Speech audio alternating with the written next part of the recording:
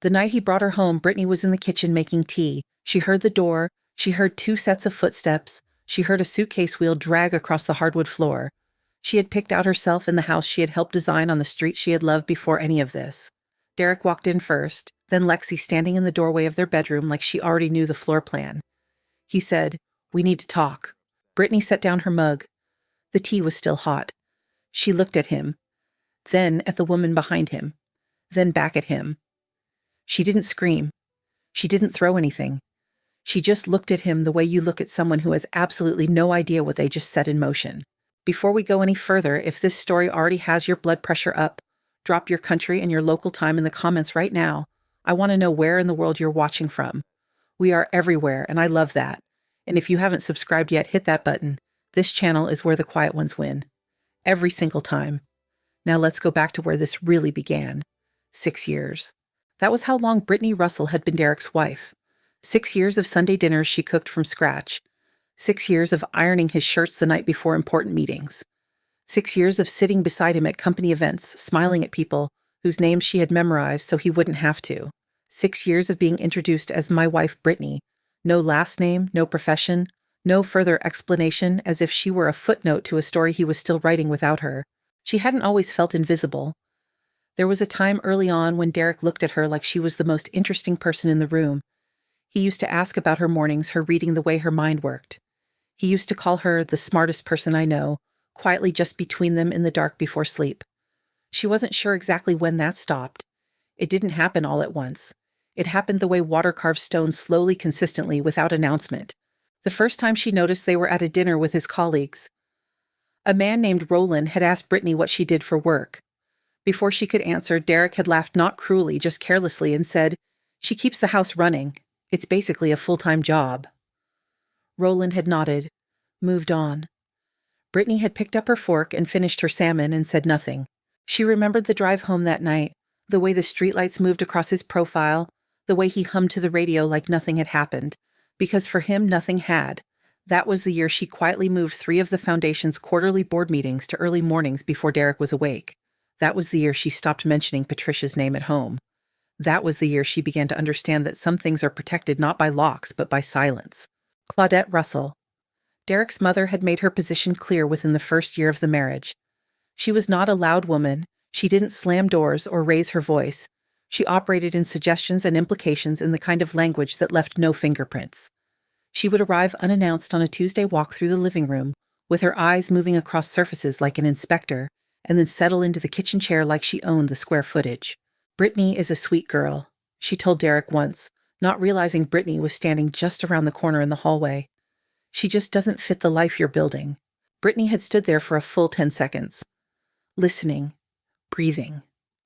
Then she walked back to the bedroom, sat at her desk, opened her laptop, and responded to an email from Patricia about the Foundation's upcoming capital allocation review. $412 million in discretionary grants pending her signature. She signed. Then she closed the laptop and went to make dinner.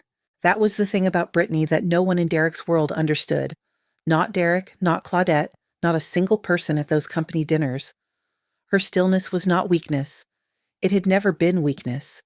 It was the particular discipline of a woman who had been taught very carefully by a woman she loved deeply that power does not announce itself at the dinner table. Her grandmother Elaine had told her that once sitting on the porch of the old house in Atlanta the summer Brittney turned 19. The loudest person in the room, Elaine had said, rocking slowly, hands wrapped around a glass of sweet tea, is almost never the most powerful one. Brittney had been 28 when Elaine passed.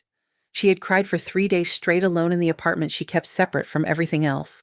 Then she had walked into the Foundation's boardroom, sat at the head of the table, and taken over. She had never looked back.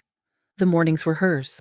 Every day before Derek's alarm went off, before the house shifted into his rhythms, Brittney was already at the small desk by the window in the study. Laptop open, coffee poured, emails from Patricia, from the board, from grant recipients and legal teams and financial advisors, spread across her screen like a second world, a real world, running quietly beneath the surface of the life Derek thought he knew. There were mornings she read a message that made her breath catch. A school in rural Mississippi fully funded. A maternal health clinic in Memphis opening ahead of schedule. A scholarship program entering its 3rd cohort of recipients. She never mentioned any of it at breakfast. Derek would come downstairs, pour his coffee, scroll his phone, and talk about traffic or the gym or something Marcus Hargrove had said at work.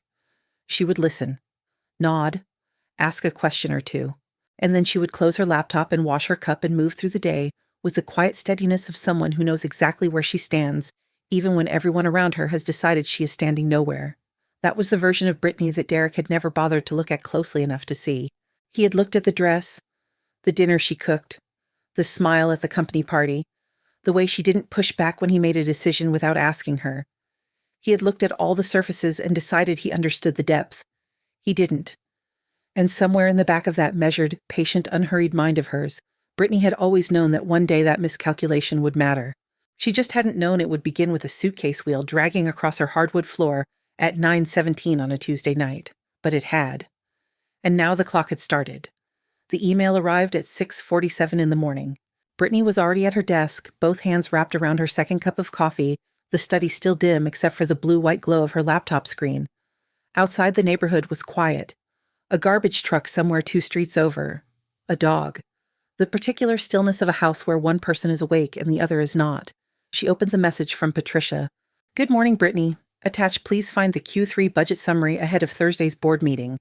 Total discretionary allocation under review $3.1 billion. Your signature will be required on pages 4, 7, and 11. Call me if anything needs clarification before we convene. PW." Brittney read it twice, not because she didn't understand it, because she always read Patricia's emails twice, a habit from her grandmother who believed that the second reading of anything important revealed what the first reading skipped. She scrolled to the attachment, opened it. The numbers were clean, organized exactly as she had reviewed them the week before. The foundation was healthy, the endowment had grown. 3 new grant partnerships were pending approval, 2 of them in states where the need had been on her radar for over a year. She typed her reply. "I'll be at the meeting. Everything is in order." She hit send, closed the attachment, took a sip of coffee. Behind her, she heard the bedroom door open. Derek came downstairs the way he always did, phone in hand, half-dressed, moving through the kitchen like a man who had never once considered that the coffee he poured every morning had been made by someone else 20 minutes earlier. He didn't look at her desk. He didn't look at her screen. He looked at his phone, then at the coffee maker, then at the window. "You're up early," he said. Not a question, not concern, just a sentence to fill space. "I had some things to review," Brittney said. He nodded, poured his coffee, leaned against the counter and scrolled whatever he was scrolling, with the focused attention he never once directed at her. She watched him for exactly 3 seconds, the way you watch something you're in the process of cataloging, and then she turned back to her screen. He never asked what she was reviewing. He never asked. That afternoon, Claudette arrived without calling first. This was not unusual. Claudette operated on the assumption that her presence was always welcome, always timely, always a gift. She walked through the front door. Derek had given her a key 2 years ago, a decision Brittney had not been consulted about, and set her handbag on the kitchen island with the particular authority of a woman who considered the kitchen island hers by proximity. "Derek mentioned you've been a little distant," Claudette said, settling into the chair at the head of the kitchen table. Her head of the table. "I just thought I'd check in." Brittney was at the counter slicing fruit. She kept slicing. "I'm fine, Claudette." "Of course you are." A pause. The kind of pause that had a sentence attached to it. "I just think, and I say this with love, Brittney, truly, that the situation you're in right now requires a certain kind of grace, knowing when to hold on and when to step back." Brittney set down the knife, turned around, looked at her mother-in-law with the full level gaze she reserved for moments when she wanted to be very clearly understood. "Are you asking me to leave?" Claudette blinked, adjusted her blazer. "I'm asking you to be realistic. Derek is at a very important point in his career. The people around him matter. The image," Brittney repeated, quietly. "I'm just saying." Claudette stood smooth the front of her jacket, picked up her handbag. "You're a sweet girl. You always have been. But Derek is building something, and sometimes—" She paused, searching for the right architecture of words. "Sometimes the life a man is growing into doesn't have the same shape as the life he started in." She said it gently, almost kindly, like she was doing Brittney a favor. Brittney looked at her for a long moment, said nothing, let the silence sit between them heavy and undisturbed. Claudette took that silence as agreement. She always had. She kissed Brittney on the cheek, told her the fruit looked lovely, and let herself out. Brittney stood in the kitchen for a moment after the door closed. She looked at the fruit on the cutting board, the clean lines of each slice, the small, ordinary, careful work of a morning. Then she walked back to the study, sat down, opened her laptop. There was a secondary email from Patricia, a follow-up forwarded from the Foundation's communications director, a profile piece. A major financial publication wanted to run a feature on the Russell Legacy Foundation's impact report. They were requesting a quote from the chair. Brittney read it, thought for a moment, then typed, "The Foundation's work speaks for itself. I'd prefer the story focus on the grant recipients, the people the funding actually reaches. Happy to provide supporting materials. B.R." She hit send. Somewhere upstairs she could hear Derek on a call. His voice moved through the ceiling in fragments, confident, performative, the particular cadence of a man who believed every room was listening. She had heard that voice for 6 years. She knew every register of it. He would never use that voice to speak for her. He would never need to. She had her own. She closed the laptop at exactly noon, showered, changed, and drove across town to a glass-fronted building on Peachtree Street that held on its 14th floor the offices of Patricia Wells, attorney at law, and the administrative heart of the Russell Legacy Foundation. The receptionist greeted her by name and smiled with the ease of someone who had seen her walk through that door 100 times. Brittney rode the elevator up, stepped out into the quiet carpeted hallway, pushed open the glass door etched with the Foundation's name.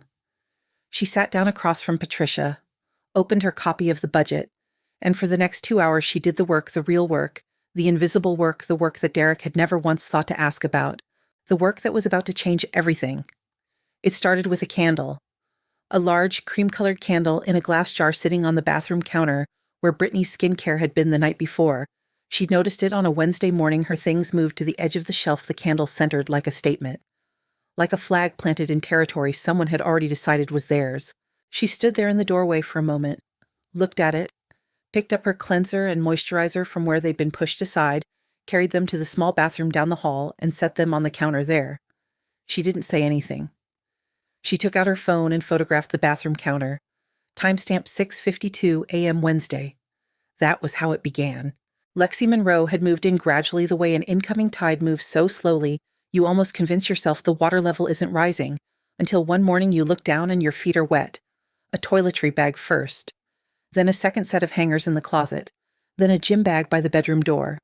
Then, by the end of the second week, a framed photograph on the nightstand that had held for 4 years the picture Brittney and Derek had taken on their honeymoon in Montego Bay. The honeymoon photo was on the floor of the closet when Brittney found it, face down. Not broken, just discarded, the way you set aside something you've decided no longer belongs in the frame. Brittney picked it up, looked at it for a long moment, the two of them on the beach. Derek's arm around her shoulders, her head tilted toward him, both of them squinting into the sun. She looked younger in that photograph. Not in age, in certainty. In the particular brightness of a woman who still believed the man beside her was paying attention. She set the photo carefully on the desk in the study, took out her phone, photographed the empty nightstand, photographed the frame of Lexi's photo in its place. Timestamp 7:14 a.m. Thursday. Then she opened her notebook, a slim, dark green notebook that she kept in the bottom drawer of the desk beneath a stack of Foundation correspondence, and wrote the date, the time in 3 words. Nightstand, replaced, documented. Derek said nothing about the photographs, about the closet, about the bathroom counter. He moved through the house with the selective blindness of a man who had decided that if he did not acknowledge the disruption he was causing, it was not technically a disruption. He did, however, ask Brittney to sleep in the guest room. He framed it carefully. He always framed things carefully. It was, she had come to understand, his primary skill. "It's just temporary," he said, leaning against the door frame of the study one evening, arms crossed, voice calibrated to sound reasonable. "Just until things settle." "Until what things settle, Derek?"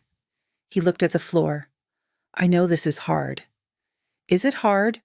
She looked at him with the same level gaze she had given Claudette. "Tell me what part of this is hard for you." He didn't answer. He pushed off the door frame and went back down the hallway. She heard the bedroom door close. She sat for a moment in the quiet. Then she took out her phone, photographed the study, the pull-out sofa she had been sleeping on for 11 days, the folded blanket, the small alarm clock she'd moved from the nightstand.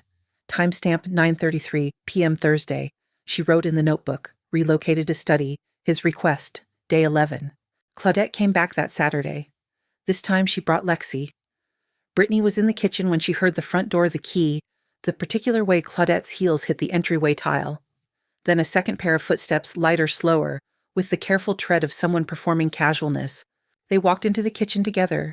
Claudette set shopping bags on the Island Fabric Swatches paint samples, what appeared to be a catalog from a furniture showroom on Buckhead Avenue. Lexi stood slightly behind her, one hand resting on the strap of her bag, eyes moving around the kitchen with the frank assessment of someone mentally measuring for replacement. "We were just looking at a few things," Claudette said. Not to Brittney exactly, toward her. For the bedroom. Derek said it could use refreshing.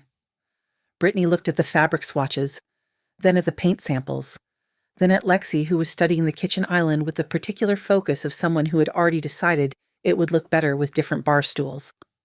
"That's Derek's decision to make," Brittney said. Her voice was even, unhurried. Claudette smiled the tight charitable smile she wore when she believed she was being gracious. "You're handling this so well, Brittney. I always said you were graceful." Brittney looked at her, said nothing. Let the compliment sit where Claudette had dropped it untouched. She excused herself, walked down the hallway to the study, closed the door, took out her phone, photographed the shopping bags on her kitchen island, Claudette's handwriting visible on one of the paint samples, a name circled twice, Lexi's pick. Timestamp 2:17 p.m. Saturday. Opened the notebook. C&L in kitchen. Furniture samples. Paint selections. His knowledge and approval implied. Day 14. She closed the notebook, sat back, looked at the ceiling. 14 days of documentation. 14 days of timestamps and photographs and careful, quiet, methodical record-keeping. 14 days of being treated like a guest in a house she had chosen in a life she had built alongside a man who had decided she was finished. He had made one significant miscalculation. He had assumed that her silence meant she had no moves left. She opened her laptop, typed a message to Patricia. "I think it's time to move forward. Can we meet Monday?" Patricia's reply came in 4 minutes. "I'll have the documents ready. PW." Brittney closed the laptop, looked out the window at the street she had loved, the old oak tree at the corner, the neighbor's yellow door, the particular slant of late afternoon light that fell across the sidewalk every Saturday at this hour. She breathed in, breathed out.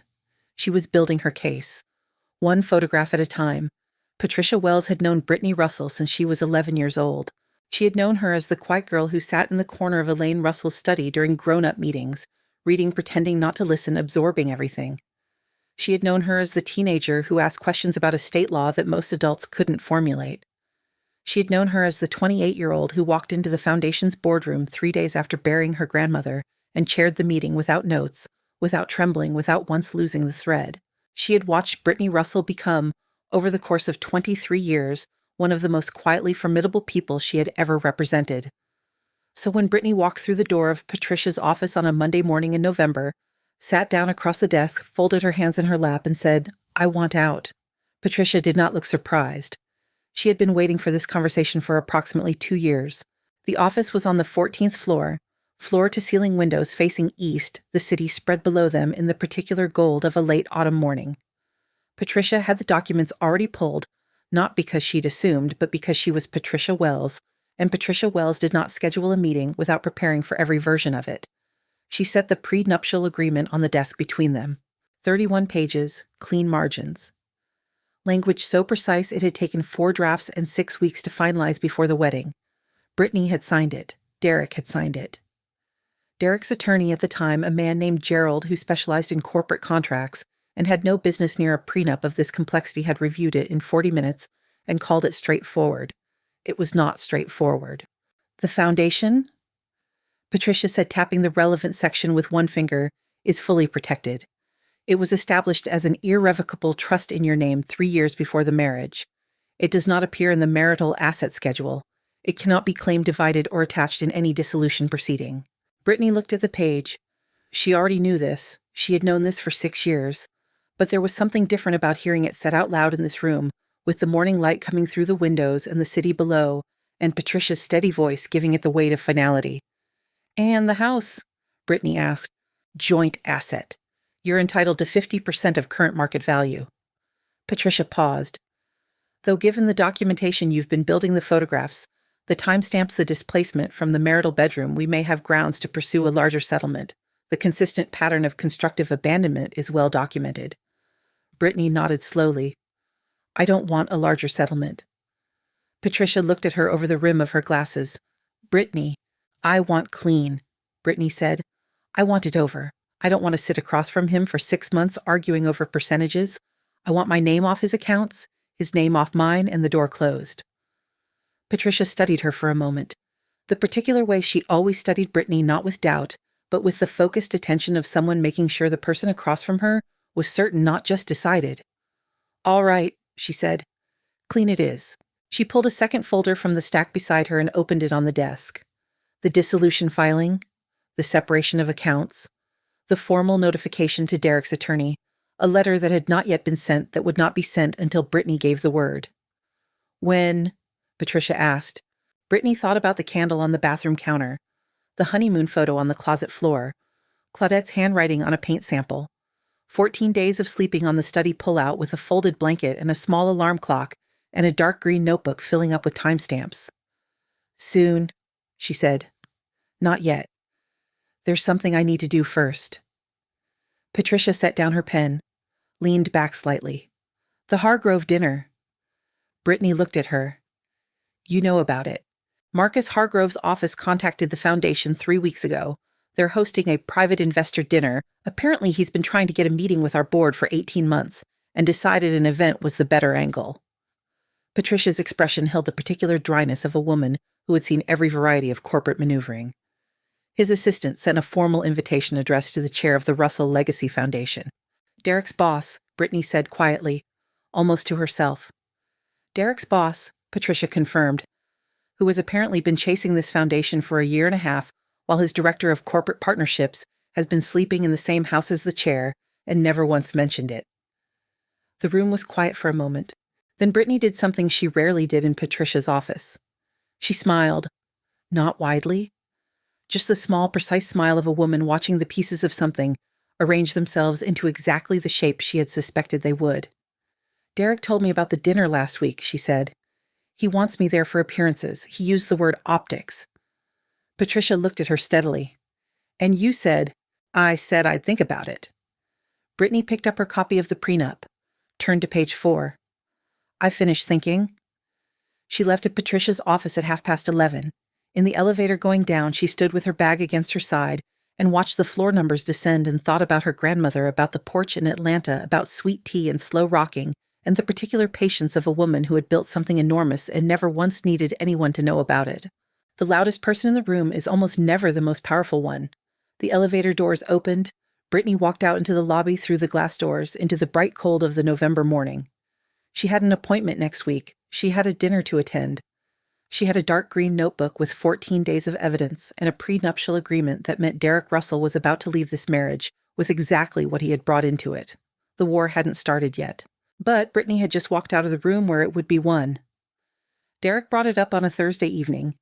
Brittney was at the kitchen table with a bowl of soup she had made for herself, just herself, because Lexi had specific preferences about dinner, and Derek had taken to ordering in from a Thai place on Piedmont that Brittney had never particularly liked. She was reading. The house smelled like someone else's food. The bedroom door was closed. Derek came out in a jacket phone in hand and stopped at the edge of the kitchen like a man who had rehearsed what he was about to say. There's a dinner next Friday, he said. Hargrove's hosting it. Private event, some investor crowd, the kind of thing where having a wife present makes a difference. A pause. I need you there. Brittney looked up from her book. For optics? He added. Like that clarified something. Like that made the request reasonable instead of what it actually was, a man asking the woman he had displaced from her own bedroom to perform a supporting role at his boss's dinner party. She looked at him for a moment. The jacket, the phone, the practiced reasonableness of his expression. I'll think about it, she said. He nodded, relieved the relief of a man who had expected resistance and found none. He went back down the hallway. The bedroom door closed again. Brittney looked down at her soup, picked up her spoon. She had already decided 3 days ago. The invitation had come through Patricia's office on a Monday, formal embossed, addressed to the chair of the Russell Legacy Foundation. Marcus Hargrove's assistant had written a personal note at the bottom. Mr. Hargrove has been hoping for an opportunity to connect with Foundation leadership. He very much looks forward to the conversation. Brittney had read it twice. Then she had called Patricia. "I'll attend," she said, "as myself." Patricia had been quiet for exactly 2 seconds. "Not as Derek's wife. Not as Derek's wife." Another brief silence. Then, "I'll confirm with Hargrove's office. What are you planning to wear?" It was such a Patricia question, practical, forward-moving, no drama attached, that Brittney had almost laughed. "Something that isn't caramel," she said. The week moved slowly.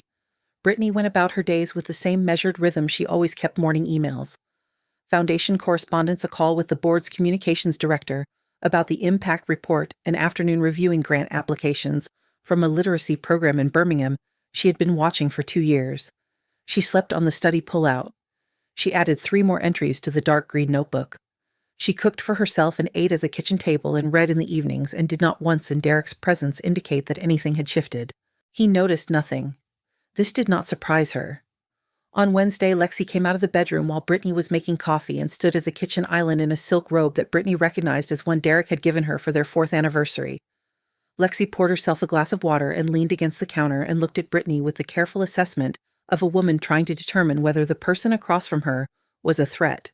Brittney handed her the coffee mug she had just poured her own cup, the one she had been about to drink, and said, "There's more in the pot," and walked back to the study. She heard Lexi set the mug down on the counter without drinking from it. Good, Brittney thought.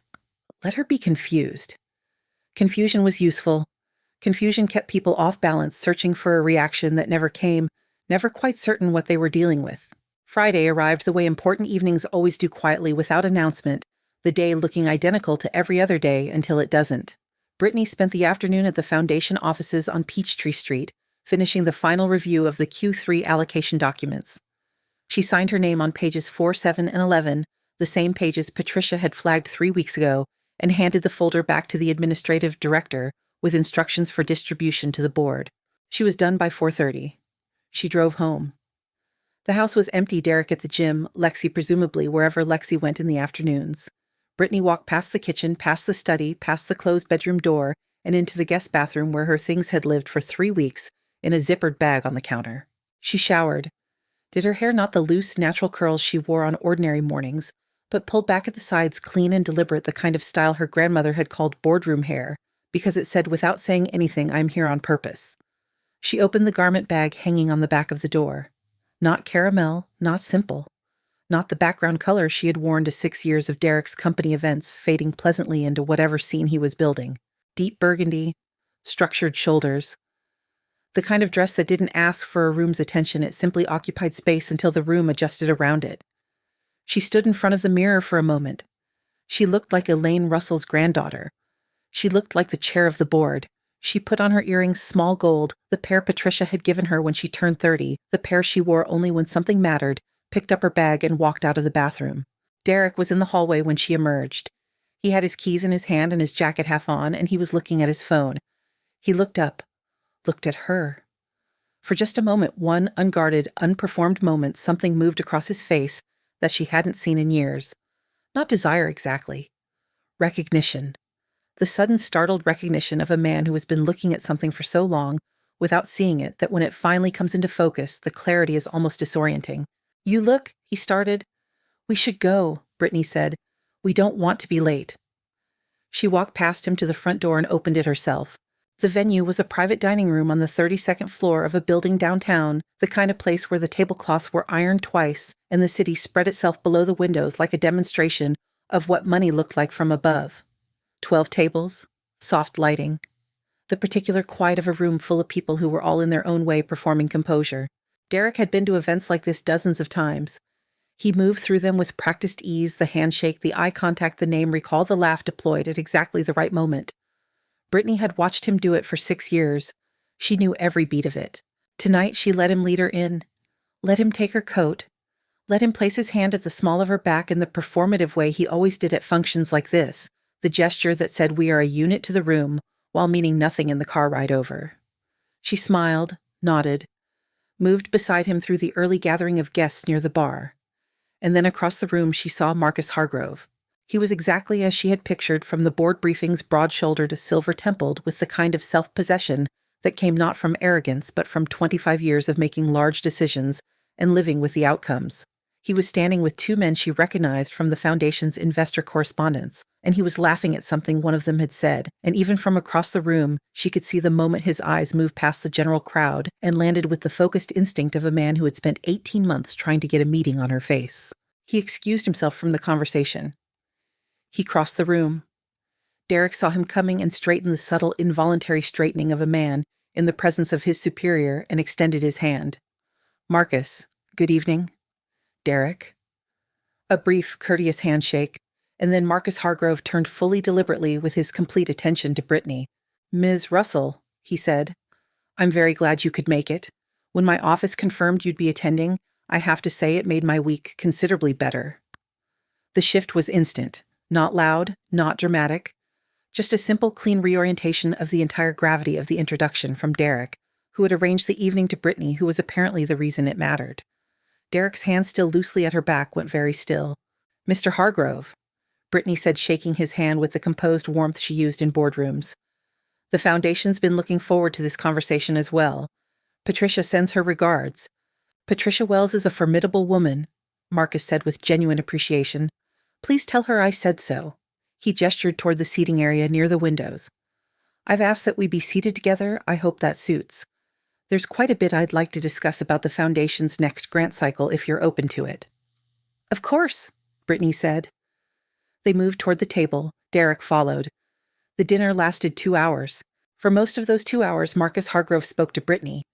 Not exclusively, he was too polished for exclusivity, but with the unmistakable prioritization of a man who has identified the most important person at the table and directed his energy accordingly.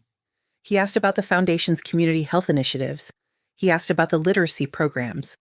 He asked about the endowment strategy and the board's long-term vision and the grant selection criteria for underserved rural counties. Brittney answered everything, clearly, specifically, without hedging, without deferring, without once glancing at Derek for confirmation or approval. She spoke the way she always spoke in boardrooms, with the particular authority of someone who does not need the room to believe her because she already knows the facts. Derek sat to her left and ate his dinner. He said very little. At one point, during a pause in the conversation, Marcus turned to Derek with the casual curiosity of a man making polite table talk and said, "You never mentioned your wife was connected to the Foundation? I've been trying to get a meeting with their leadership for going on 2 years now." There was a silence. Not long. Perhaps 3 seconds. But the specific quality of those 3 seconds. The way Derek's jaw tightened almost imperceptibly, the way he reached for his water glass without needing water, communicated everything that words would have taken paragraphs to explain. "It didn't come up," Derek said. Marcus looked at him for a moment. Just a moment. Then he turned back to Brittney with the smooth course correction of a man who had registered something and filed it away for later consideration. "Well," he said pleasantly, "it's come up now." Lexi was at the event. Brittney had noticed her 20 minutes after arriving seated 2 tables away there, as a +1 for one of Derek's junior colleagues. She was wearing gold. She was beautiful in the uncomplicated way of someone who had not yet learned that beauty without leverage is temporary. Brittney had looked at her once across the room and then returned her attention to Marcus Hargrove. She watched in her peripheral vision without turning her head the moment Lexi understood. It happened somewhere between the appetizer and the main course, a gradual, dawning recalibration visible even from a distance. Lexi's eyes moved from Brittney to Marcus to Derek and back again. Her posture changed.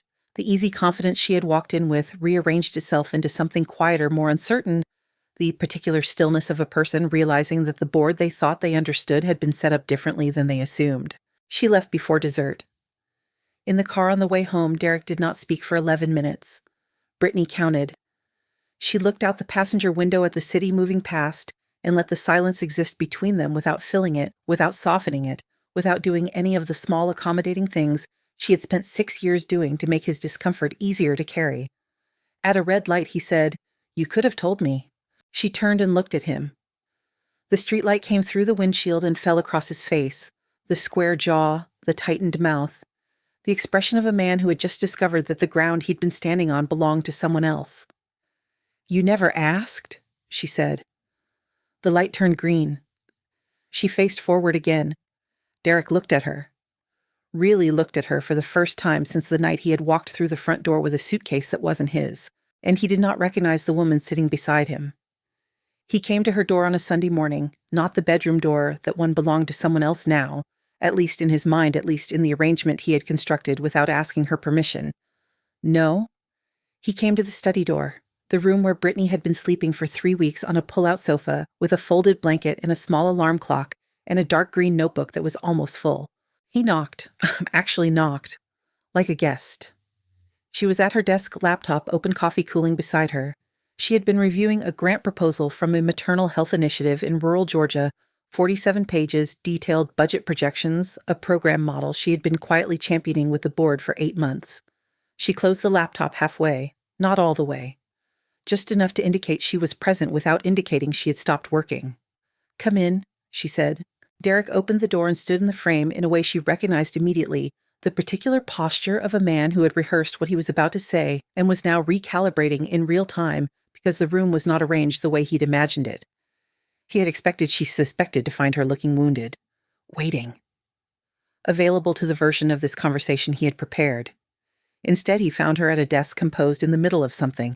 He came in anyway, sat in the chair across from her, the reading chair she had brought from her apartment, before the marriage reupholstered twice, the one piece of furniture in the entire house that was entirely unambiguously hers. He sat in it like he'd forgotten that. "I've been thinking," he said. She waited. "About everything. About the situation. About what's been happening." He leaned forward, elbows on knees, hands loosely clasped, the posture of sincerity. She had seen it before at the end of their second year when he'd forgotten their anniversary and shown up with flowers and that exact posture. "I think I made a mistake." The room was quiet. Outside, a car passed. A bird somewhere close to the window. The ordinary Sunday sounds of a neighborhood that did not know or care what was happening inside this particular house. "Brittney." Her name in his mouth, deliberate and soft, the way he used it when he wanted it to land like an apology. "I love you. I know I haven't shown that. I know the last few weeks have been, I know what I put you through, and I'm telling you that I want to fix it." She looked at him. His face, the jaw she had traced with her fingers in the early years, the eyes that used to find hers across crowded rooms. She looked at all of it with the careful, unhurried attention of a woman taking inventory of something she was preparing to leave behind.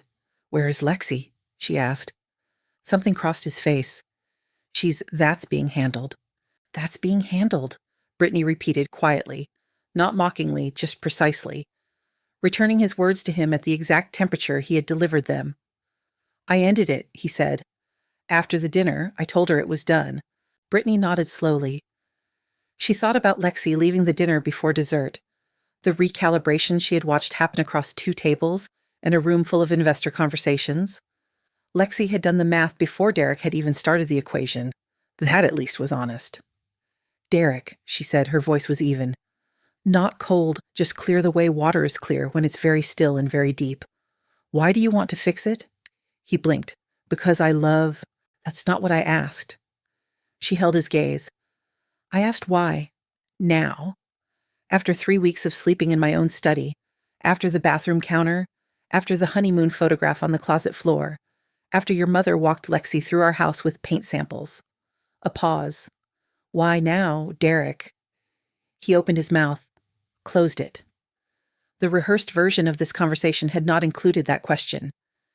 His eyes moved just briefly involuntarily to the closed laptop on her desk. There it was. She had wondered when he would get there, when the dinner would stop being an embarrassment and start being a calculation, when Marcus Hargrove's attention would translate in Derek's mind from a social humiliation into a professional opportunity, and when he would realize that the opportunity lived on her side of the equation, not his. "I just want my wife back," he said carefully. "No," she said. "You want access to something you didn't know existed, and you've just realized that the only door to it had my name on it the whole time." The silence that followed was a different kind of silence, not the silence of a man searching for words, but the silence of a man who has been seen completely and has no architecture left to hide behind. He didn't deny it. That was almost something. Almost. Claudette called Patricia Wells on a Tuesday. Brittney found out from Patricia, who relayed the conversation with the dry precision of a woman who had taken careful notes. Claudette had called the foundation's main number, asked for Patricia by name, and upon being connected had introduced herself as Derek Russell's mother, and inquired in what Patricia described as a tone of supreme confidence about the assets my son would be entitled to in the event of a dissolution. Patricia had listened to the full inquiry without interruption. Then she had said in the measured, unhurried voice she used when she wanted every word to be remembered, "Mrs. Russell, the Foundation's assets are held under an irrevocable trust, predating the marriage by 3 years. They are not subject to marital dissolution proceedings under any applicable statute. Your son would not be entitled to any portion of the Foundation's holdings." A brief pause. "I'd strongly recommend you and your son each retain separate family law counsel before this goes further." Claudette had said, "But she never worked and then stopped." A silence. "I'd recommend counsel Mrs. Russell," Patricia said again. "Have a good afternoon." She had ended the call. When Patricia told Brittney sitting across from her in the 14th floor office with the city below and the afternoon light coming sideways through the windows, Brittney was quiet for a long moment. "She stopped herself," Brittney said, before she finished the sentence. "She did," Patricia confirmed. "She'll say it again," Brittney said, "in a room where stopping won't save her." Patricia looked at her over the rim of her glasses, said nothing. Because there was nothing to add. Because Brittney was right and they both knew it, and the only remaining question was the room and the timing. That evening, Brittney took the dark green notebook from the bottom drawer of the study desk. She sat on the edge of the pull-out sofa and opened it to the first page, the first entry. 6 weeks ago, the candle on the bathroom counter, 6:52 a.m., and read through every entry to the last. 41 entries, 41 timestamps, photographs cross-referenced by date and description. A record so clean and consistent that Patricia had called it when Brittney first brought it to her the most organized evidence of constructive abandonment I have seen in 20 years of family law. She closed the notebook. He thought he was negotiating. He had called it love. He had sat in her chair with his hands clasped and his voice calibrated, and his eyes moving to her laptop, and called it love. She had stopped negotiating 3 months ago. She put the notebook back in the drawer, closed the laptop, turned off the desk lamp. In the dark, she could hear the city outside, the low, continuous sound of a world that did not pause for anyone's unraveling. She lay back on the pull-out sofa and looked at the ceiling and thought about her grandmother's porch. The sweet tea, the slow rocking, the particular patience of a woman who had built something that outlasted everything small that had tried to diminish her. Monday, Patricia had said. The filing would go in on Monday. Brittney closed her eyes. She was almost out. The mediation room was on the 9th floor of a building on Peachtree Street, 4 blocks from Patricia's office.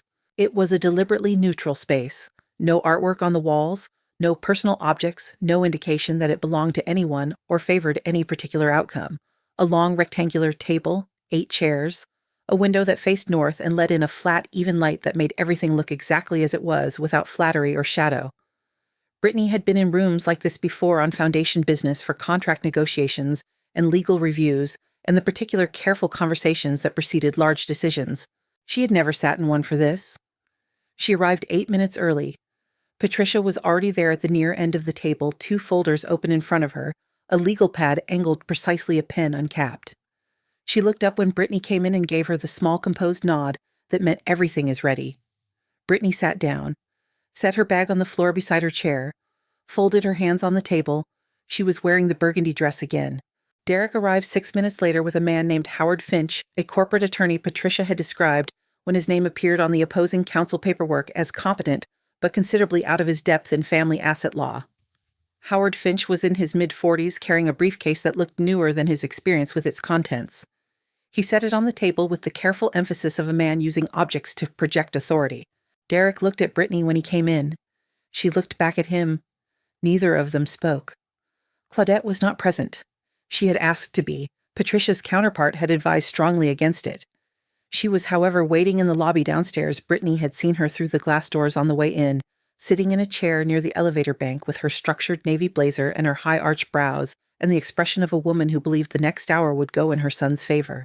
The mediator, a woman named Dr. Sandra Cole, silver-haired, unhurried, with the measured authority of someone who had sat in this particular chair for 30 years, opened the session at 9 o'clock exactly. The first 40 minutes were procedural: marital assets, the house, joint accounts, retirement contributions. Howard Finch presented Derek's position with the practiced confidence of a man who had reviewed the visible financials and liked what he saw there. He spoke about equitable distribution. He used the word partnership 4 times. He suggested that given the length of the marriage and the he pause here, choosing his word domestic contributions of both parties, a structured settlement was the reasonable path forward. Brittney listened. Patricia wrote on her legal pad in her small exact handwriting. Dr. Sandra Cole nodded at appropriate intervals. When Howard Finch finished, Patricia opened the first folder. "We have no objection to the marital asset schedule as presented," she said. "The house, the joint accounts, the retirement contributions, we accept the proposed 50-50 division." Howard Finch looked mildly surprised. He had prepared for resistance on those points. However, Patricia continued, "There is a matter of additional assets that do not appear in opposing counsel's schedule." She removed a document from the folder and placed it on the center of the table, facing Derek and Howard Finch. The Russell Legacy Foundation, established as an irrevocable trust on March 14th, 11 years ago, 3 years prior to the marriage. Sole trustee and chair of the board, Brittney Elaine Russell. She placed a second document beside the first. The prenuptial agreement signed by both parties in which the foundation and all related holdings are explicitly excluded from the marital estate. Howard Finch picked up the prenup, began reading. His expression changed, not dramatically, not all at once, but in the incremental way of a man realizing that the document in his hands was considerably more sophisticated than anything Gerald, the corporate attorney who had reviewed it 9 years ago in 40 minutes, had apparently communicated to his client. Derek was looking at the first document, the trust. His eyes moved across the page with the particular focus of a man reading something he did not know existed, processing it not once, but twice, the way you read something when the first pass doesn't produce a result your mind can accept. Current foundation endowment and managed assets. Patricia said, placing a third document on the table. The Q3 budget summary, the same one Brittney had reviewed in the early morning 6 weeks ago at her desk, while Derek poured his coffee and scrolled his phone 12 feet away, as of the most recent board review, $3.1 billion. The number entered the room. It did not echo. It did not need to. It simply settled over the table the way a very large, very solid object settles, displacing everything else by the fact of its presence. Howard Finch set down the prenup. He looked at the budget document. He looked at Derek. He looked back at the budget document. Derek said nothing. His hands, which had been resting loosely on the table, moved just slightly involuntarily, and the tips of his fingers pressed flat against the surface as though he needed to confirm the table was still there. Brittney watched his face. She had thought in the weeks leading to this morning that she might feel something at this moment. Satisfaction, perhaps. Or the particular release of something long compressed finally allowed to expand. But sitting here in this flat northern light, watching the color shift beneath her husband's skin, what she felt was quieter than any of that. Cleaner. The feeling of a door being closed properly, not slammed. Not left ajar, but latched firmly with both hands. It was Dr. Sandra Cole who broke the silence in the measured tone of a professional who had witnessed many versions of this moment and understood that her role was to keep the room functional. "Counsel, do you need time to review the documents before we continue?" Howard Finch said yes. They took a 15-minute recess. In the hallway outside the mediation room, Brittney stood at the window at the end of the corridor and looked out at the city. Patricia stood beside her coffee cup in hand, silent in the particular comfortable way of someone who understood that nothing needed to be said right now. Downstairs in the lobby, Claudette was still waiting. At minute 11 of the recess, Brittney's phone vibrated. A text from a number she didn't recognize, and then 2 seconds later, a second text from Patricia's paralegal Derek's mother just came upstairs. "Security is with her." Brittney looked at Patricia. Patricia looked at her phone, made a brief call, spoke 3 sentences, ended the call. "She's been asked to wait downstairs," Patricia said. "She said," Patricia paused, consulting the text from her paralegal, and I'm quoting directly, "but she never worked a day in her life to build that." The hallway was quiet. "She said it," Brittney said. In front of the building's security guard, 2 paralegals and Howard Finch's assistant. Patricia looked at her over her glasses. Who was taking notes?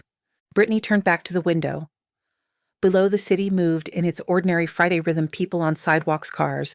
At lights, the unremarkable forward motion of a world in which this building, this floor, this corridor, this moment occupied exactly one small point among millions. "Is it enough?" Brittney asked, not anxiously, just precisely. "It confirms the pattern," Patricia said. "It won't change the outcome, the trust does that on its own, but it doesn't hurt." They went back in at 9:58.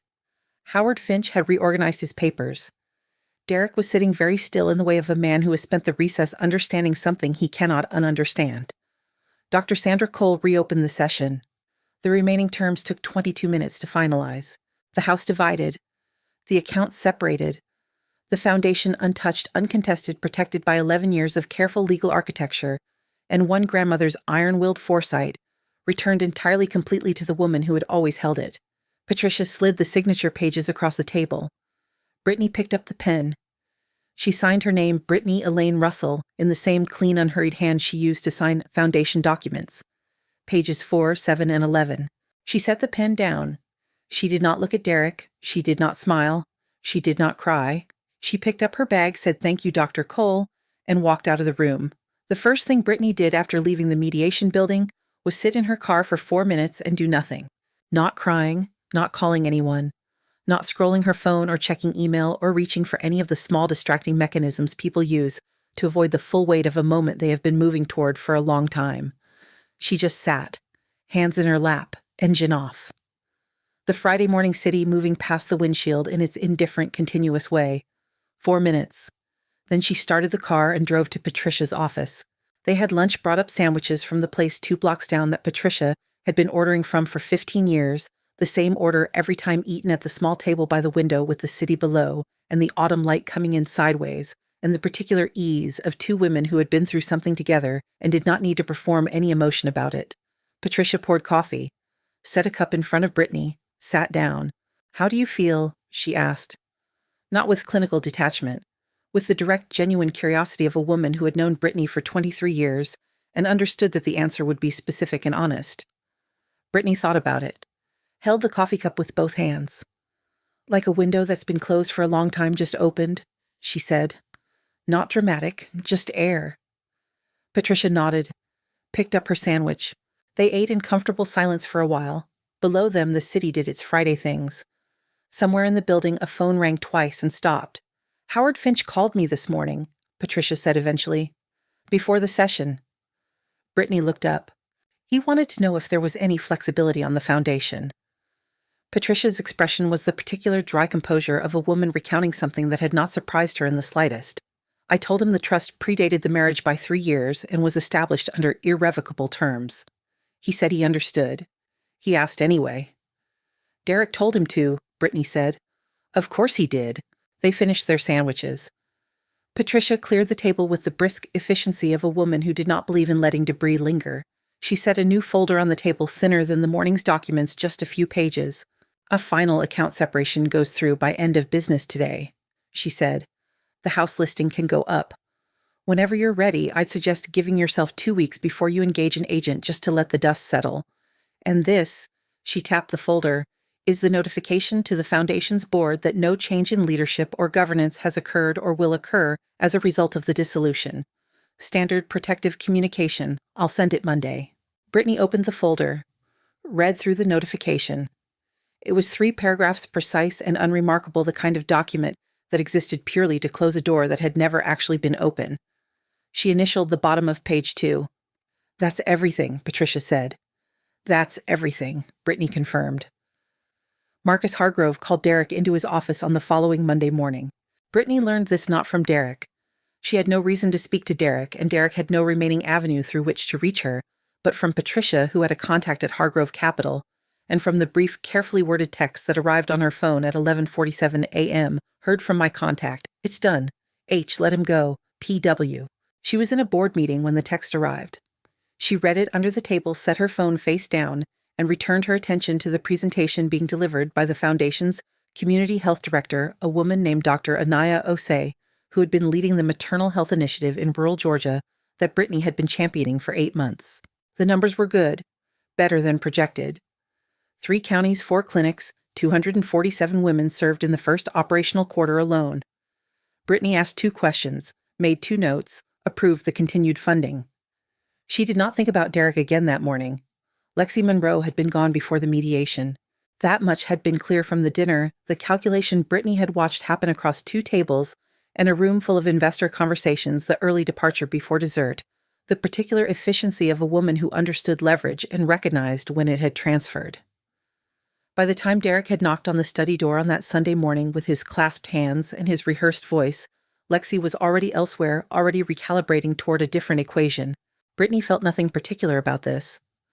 Lexi had never been the problem. Lexi had been a clear, uncomplicated symptom of a marriage that had been failing for years, before she appeared a woman who had walked through a door that Derek had left open and could not fairly be blamed for the existence of the door. She hoped in the brief and genuine way she hoped things for strangers that Lexi would figure out what she actually wanted before she walked through the next one. Claudette called on a Wednesday evening, 3 weeks after the mediation. Brittney was in her new apartment, a clean, sun-filled 2-bedroom on the 4th floor of a building in Midtown, with hardwood floors she had chosen herself and windows that faced east and a kitchen island that belonged to no one's vision of anyone else's life. She had moved in 10 days after the mediation, with 2 carloads of her own things, and the dark green notebook and her grandmother's cardigan, and the small alarm clock from the study. She did not bring the pull-out sofa. Her phone lit up on the kitchen counter. Claudette Russell. She looked at it through 2 full rings. The city visible through the east-facing windows, the early evening light doing what it always did at this hour, going warm and sideways, and particular in the way that had nothing to do with anything except the angle of the earth. She let it go to voicemail. Claudette did not leave one. The feature ran in a financial publication on a Thursday morning, 4 weeks after the mediation, 2 weeks after the Foundation's annual impact report had been released to the board and the public. The headline was clean and direct: Russell Legacy Foundation announces $412 million grant cycle, largest single-year allocation in 36-year history. Beneath the headline, a photograph. Brittney at the Foundation's conference table, mid-conversation with Dr. O.C. laptop, opened the city visible through the floor-to-ceiling windows behind her. She was not posed. She had not known the photographer had taken that particular frame. She was leaning slightly forward, one hand gesturing the expression on her face, the one she wore when something in a conversation had genuinely interested her open-focused present. She looked like herself. Patricia sent the article at 7:14 a.m. with a single-line page 1, above the fold. Elaine would have loved this. P.W. Brittney read the message standing in her kitchen in the early morning, coffee in hand, the east-facing windows doing their warm sideways thing. She read it twice, set her phone down, looked out at the city. Something moved through her chest, not loudly, not dramatically, but completely. The particular fullness of a moment that does not need to be announced because it already knows what it is. She picked up her coffee, went to her desk, opened her laptop. There were 11 emails waiting. Foundation Correspondence Board communications, a note from Dr. O.C. about the Q4 clinic expansion, a message from a scholarship recipient in Mississippi who had just been accepted to medical school and wanted to say thank you. Brittney opened the last one first. She read it, set down her coffee, read it again. Then she picked up her phone and called Patricia. "Did you see the one from Mississippi?" she said when Patricia answered. "I saw it," Patricia said. "I cried a little." "Me too," Brittney said. She sat at her desk in the morning light of a life that was entirely, completely, undeniably hers. The newspaper article open in one tab, the email from Mississippi open in another, the city outside doing its ordinary forward motion, indifferent and continuous, and somehow, from this particular window, on this particular morning, exactly right. She picked up her coffee, looked at the tableau, set it down, took a breath, continued her day. The cardigan was pale gray soft, from decades of washing, with 2 small buttons at the collar that had been replaced at least twice, Brittney could tell, because they didn't quite match the original, slightly darker, slightly smaller, the kind of practical repair a woman makes without sentimentality, because the garment matters more than the symmetry. Her grandmother had worn it on Saturday mornings. Brittney put it on over her pajamas on the first Saturday in December, 3 months after the mediation, 6 weeks after moving into the apartment on a morning when the city outside her east-facing windows was doing something it rarely did in Atlanta, holding still gray-skied the particular hush of a cold morning that hadn't decided yet whether it would rain. She made coffee. The good kind, the whole beans. She ground herself the small ritual she had reclaimed from the years of making a full pot for a household that never acknowledged it. 1 cup, exactly enough.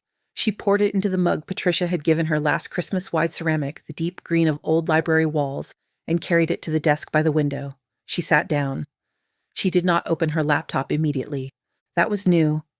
That was something she had been practicing deliberately, intentionally, since moving in the discipline of 10 minutes each morning, before the emails, before the Foundation correspondence, before the day began its forward pull. 10 minutes of just the coffee and the window and the city doing whatever the city was doing. It had been harder than she expected at first. She was a woman built for motion, for purpose, for the particular satisfaction of things getting done. Stillness had always felt to her like something to move through rather than something to inhabit, but she was learning. On the desk beside the laptop sat 3 things. The dark green notebook closed now, full its last entry dated the morning of the mediation. She had not written in it since. She kept it not as a record of injury, but as evidence of her own precision, her own patience, the proof that she had moved through the worst months of her recent life with both her integrity and her documentation intact. Her grandmother would have approved of the notebook. Elaine Russell had believed deeply and practically that a woman should always be able to show her work. Beside the notebook, a small frame photograph, not the honeymoon photograph, which was somewhere in a box in a storage unit attached to a house that was currently listed with a real estate agent on Buckhead Avenue. This photograph was older. Elaine Russell, on her Atlanta porch summer light, a glass of sweet tea mid-laugh at something happening just outside the frame. Brittney had found it in a folder of Foundation archive materials 3 weeks ago and had it reprinted and framed the same afternoon. And beside the photograph, her phone face down, by choice. She thought about Derek sometimes. Not often, and not with the texture of longing or regret, but in the way you sometimes think about a road you took for a long time that turned out not to be going where you thought, a kind of neutral retrospective assessment. He was living, she had gathered from things Patricia mentioned, without emphasis in a furnished apartment in Buckhead. He had not found new employment yet. Hargrove Capital had let him go quietly with the particular efficiency of an organization protecting its own interests, and the corporate partnership world in Atlanta was smaller and more interconnected than Derek had perhaps fully accounted for. She did not feel sorry for him. She did not feel triumphant either. Triumph, she had come to understand, was a feeling that required an opponent, and she had stopped thinking of Derek as her opponent a long time ago. He was simply a man who had made a series of choices that had consequences, moving through those consequences now at whatever pace they demanded. She hoped, in the same quiet and genuine way, she hoped things that he would eventually understand what he had not bothered to see. Not for her sake, for his. At 7:43, her phone lit up. Face down, she felt the vibration. Let it sit for a moment. Then reached over and turned it. Patricia, a text. Board confirmed Q4 expansion funding for the Georgia clinics. Dr. Osei sends her regards. Also, you have a request from a university in Birmingham. Full endowment partnership proposal. I'll send the file Monday. Have a good Saturday, PW. Brittney read it. Set the phone back down, face up this time. The Georgia clinics. 8 months of championing a program in board meetings, presenting data, making the case with the patient, evidence-based persistence of a woman who believed in the work. 4 counties now, 6 clinics by spring, hundreds of women in places where the nearest hospital was 40 miles away, getting prenatal care, postpartum support, the basic, dignified attention that should never have been hard to access and was. She picked up her coffee, looked out the window. The city had decided. It was raining, the light gray, unhurried kind that didn't demand anything, just fell. She sat with that for a moment. The rain, the coffee, the cardigan, the photograph of her grandmother mid-laugh in the Atlanta summer light. She thought about the porch. The last summer she had sat there with Elaine, the summer she turned 27 one year, before the foundation became hers, 2 years before the wedding. They had sat in the rocking chairs through an entire Sunday afternoon, talking about almost nothing in particular, the garden, a book Elaine had been reading, a woman from their church, who had just started a small business and was doing well.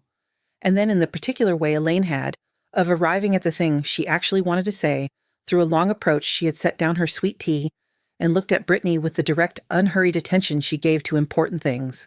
You know what your problem is going to be, Elaine had said. Brittney had smiled. Tell me. You're going to spend time letting people decide what you're worth. Elaine's voice had been matter-of-fact, almost gentle, not because you don't know your own value. You've always known.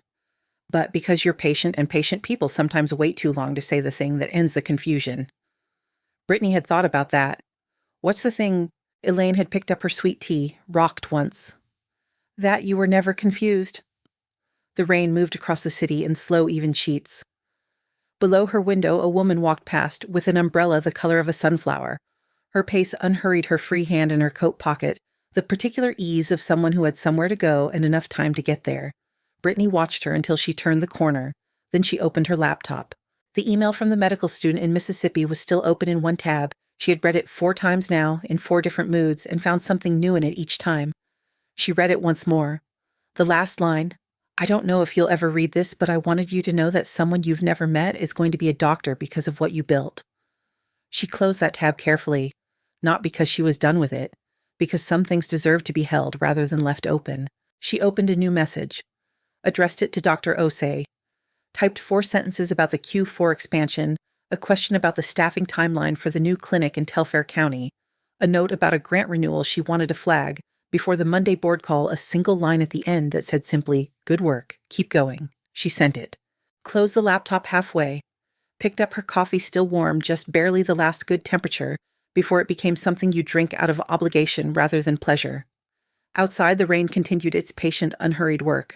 Brittney Russell sat at her desk in the morning light of a life she had built and protected and reclaimed, wearing her grandmother's cardigan with its mismatched buttons, in an apartment that smelled like coffee and possibility, and the particular quiet of a woman who had nothing left to prove to anyone. She was 34 years old. She was just getting started. Strength isn't something you announce. It doesn't arrive with noise or ceremony or the satisfaction of a witnessed moment. It lives in the 10 minutes before you open your laptop, in the notebook you kept when no one was watching, in the signature on page 11, in the email to a doctor who doesn't know your name. It is quiet. It is steady. And it was entirely hers. The thing I keep coming back to from Brittney's story isn't the $3 billion. It was never about the money. It's about what happens when a woman decides quietly, without announcement, without asking anyone's permission, to stop performing smallness for people who were never going to recognize her size anyway. Brittney didn't win because she had a foundation. She won because she never let anyone else's assessment of her become her own. Not Derek's, not Claudette's, not the dinner parties, not the bathroom counter, not the honeymoon photograph on the closet floor. She held on to who she was in the study with the pull-out sofa and the dark green notebook with the same careful precision she used to sign documents worth billions. That discipline of knowing your own value, when everyone around you has decided otherwise, that's not something you're born with. It's something you practice every single day. If this story reached something in you, if you recognize something in Brittney's silence, in her patience, in the way she kept showing up for herself, even when showing up meant sitting alone in a room she'd been pushed out of, drop your country and your local time in the comments. I read every one. And if you're not subscribed yet, this is your moment. This channel is where the quiet ones win. Hit that button. We're just getting started.